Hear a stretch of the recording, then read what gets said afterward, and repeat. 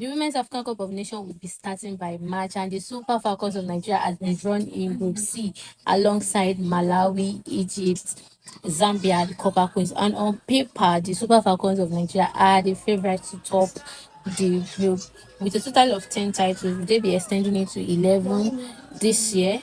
Will they be able to defend their title?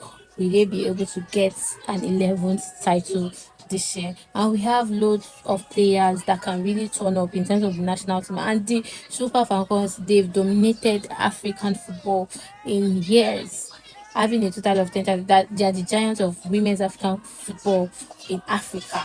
So we are expecting nothing less, and they are a strong contender in winning the Women's African Cup of Nations. Will they be able to defend their title? Will they be able to get their 11th trophy? Will they get to semi-finals? Will they get to the quarterfinals? Is something we'll have to wait, watch, and watch whatever thing is going to be happening. But we have Chiamaka Onadozie, our strong goalkeeper, that didn't concede a goal until the semi-finals of the last Women's African Cup of Nations, where we played South Africa. And she considered a goal against South Africa by a penalty. Then when we got to the final, she considered 2 goals. And we have Rashida Tajibade, we have Ashley Plumpton there, we have Babajide Omori Sola. We have so many players that can turn up for the national team. And when we talk about the Copper Queens of Zambia, they have a fierce attack, Barbara Banda, that got the 2024 Women's African Player of the Year award. She has proven herself in her club side, she has proven herself in her national team. Can the Copper Queens of Zambia bring out something different this time around? Can they go a step closer in winning the African Cup of Nations? Their last medal was they got the bronze medal. They got the last bronze medal. They got it, and the last edition of the Women's African Cup of Nations, they didn't really go far. They were not able to even get to the semi-finals of the Women's African Cup of Nations. But can they do something different this time around? And also Malawi, we've not seen Malawi break any record in the Women's African Cup of Nations in recent years. Malawi are coming into this Women's African Cup of Nations as an underdog, coming to upset bigger teams. Will they be able to top Group C in the Women's African Cup of Nations? Will they do something spectacular?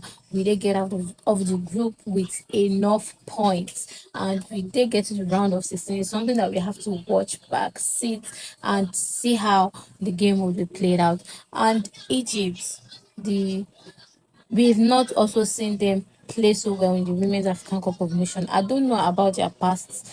Maybe they've played well, they've gotten to the semi-finals of the Women's African Cup of Nations, but in recent years, we've not seen them really played in the Women's African Cup of Nations.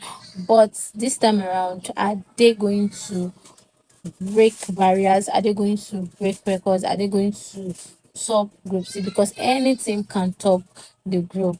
Or are they going to be the second on the team? Can they easily get out of the group? Can they easily qualify for the round of 16? Can they easily get to the quarterfinals of the Women's African Cup of Nations? We have to see that when the Women's African Cup of Nations begins in March. Exciting games ahead. But my favorite to win this year's Women's African Cup of Nations is definitely the Super Falcons of Nigeria.